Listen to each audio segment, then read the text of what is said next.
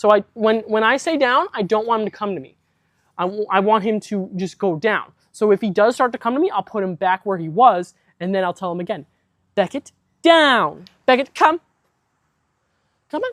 And then I'll just pull on the leash just a little bit. Good boy. And then stop pulling. So he gets to make the decision of come to me all by himself. Day 1 of training Beckett. He's almost 14 weeks old, and he's just a joyful, cuddly furball who loves to be pet. And today he's going to be leash training with me. So I always like to start off the lesson with him just sitting right next to me, being very content with just sitting. And then I start by telling him the word yes. And then he realizes that when I say the word yes, he either gets pet or he gets a treat. And then so whenever he's just content with sitting right next to me and not playing around, because obviously puppies are very playful, but if he's content right here sitting next to me, then I'll just tell him yes. And then I'll pour a treat. He smells it. I know. Oh, good. Now I'm going to put on the leash and have him to follow me. You could do it without the leash and start with just getting him to follow you, telling him Beckett come with just treats. But I like to use the leash. It gets him used to the leash. Eventually he's going to have to wear the leash. But I'm just going to lead him, get him to follow me with the leash on.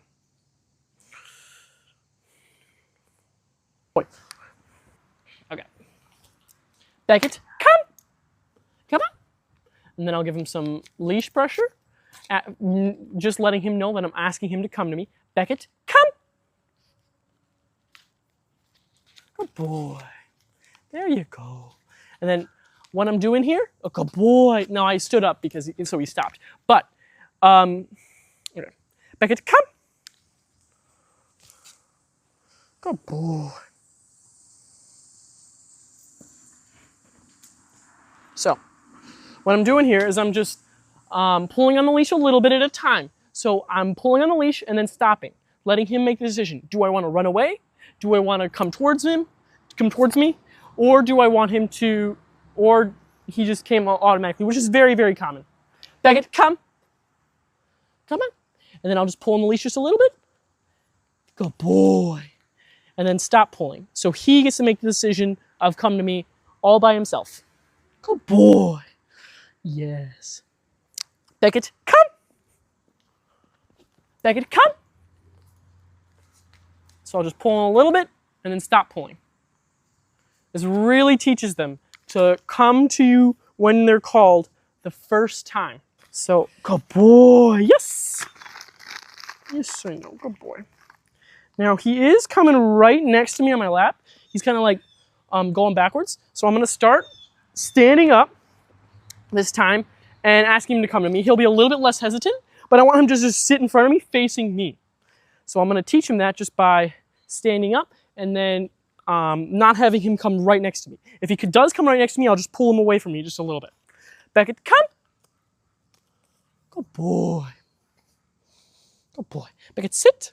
Yeah, so I kind of stopped him. I stopped him with the leash and then got him to sit, which is what he does pretty much every time you pull on the leash upwards. Beckett, come. Hey, Beckett, come. Come on. He's a little bit distracted. I just want him to listen. Good boy. And I'll stand up when he's right next to me. I want him to sit. So if you want to coax him, like get him to come to you without having to pull on the leash as much, you get lower on the ground. But then as soon as he gets closer and he's deciding all on his own to come to me, I'll actually stand up and it gets him in a more like, do I actually want to come to you? Because you look a little bit more daunting to him because you're obviously much taller. Beckett, sit! But I don't want him to be afraid of me when I'm taller and stuff. So I'm just going to stand up and I'm going to show him that there's nothing to be afraid of, even if he comes to me when I'm standing up. Beckett, come! Come on, Beckett, come! Because obviously if I'm standing up, I can't really pet him. So he's expecting me to pet him when I'm down on the ground. Beckett, heel! So now with heel, I'm just gonna walk, and I want him to walk behind me just a little bit. And I'm not forcing him to stay right next to my side right now, but I just want him close enough, and I'll keep pulling on the leash and then stop pulling because I just want him to follow me. That's what I'm teaching him right now, just to follow me. So heel and come are just getting him to follow me. Beckett, sit. And then, of course, I pull up on the leash, and he will sit. Beckett, Beckett, come. Beckett, come. Yes, come on. And then he's distracted here. You can introduce no at any point, but he knows what I want him to do. He already knows that I want him to come to me. If he gets distracted by different things, I will actually tell him no and then pull on the leash just a little bit harder. Beckett, come. I'm not going to do that right now, but when I notice that he's like majorly distracted by a specific item and does not want to listen to me, Beckett, sit. That is when I will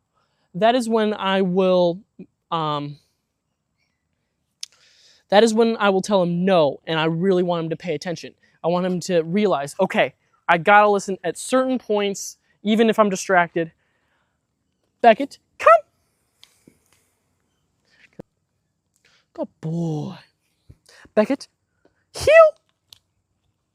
And then, yeah, I will use the hand motions at the beginning. It helps them a lot. But right now, he's not very attentive to me. With time, he'll become more and more attentive. And also, eventually, when I introduce no and he learns what that means, he'll become a lot more attentive.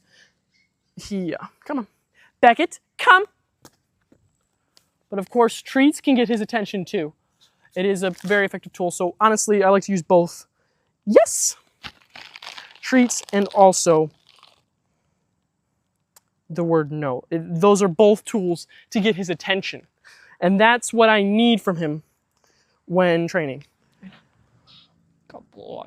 And then sometimes when he does something that I think is more difficult for him to do and he listens, I always like to give him a lot of praise. So I'll pet him a lot, or I'll give him more treats or something. But I make a big deal when he does something that I really want him to do and I think is difficult for him to do. Beckett, come.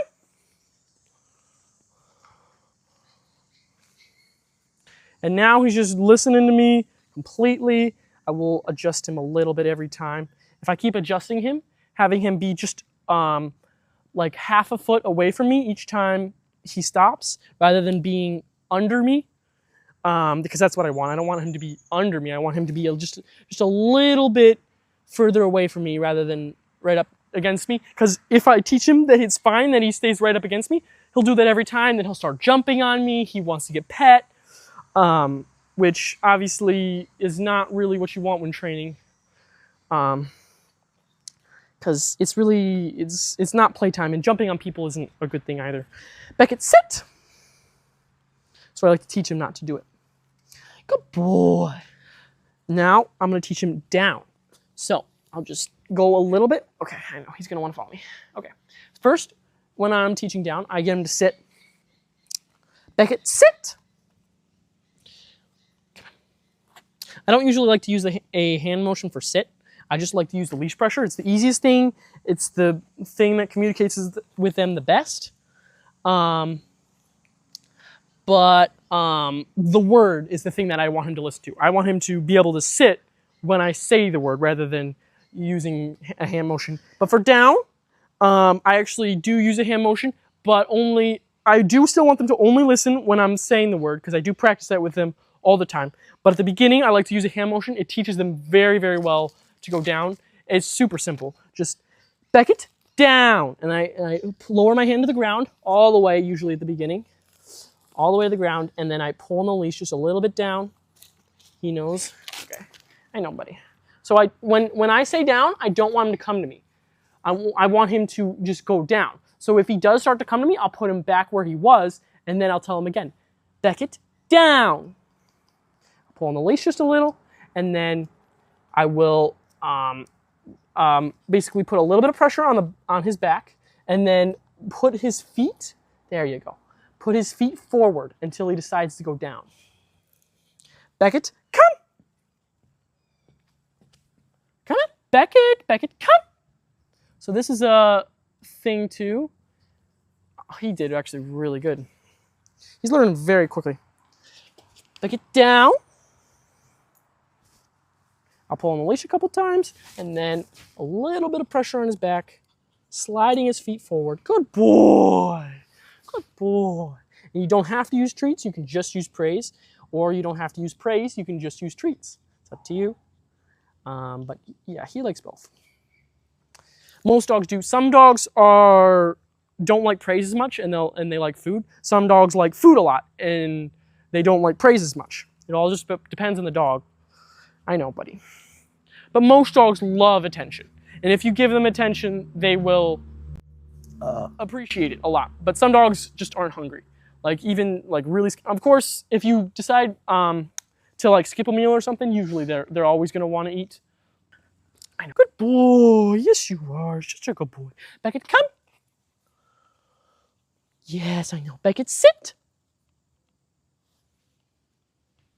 And you can pull backwards just a little bit when you're asking him to sit. And if he doesn't want to sit, you can always push his neck backwards and then push his butt down if you want him to get him to sit. Good boy, Beckett. Good boy. Rather than just pulling on the leash, because it does work, but some dogs need the extra encouragement and they don't know how to figure it out or whatever. Beckett, come.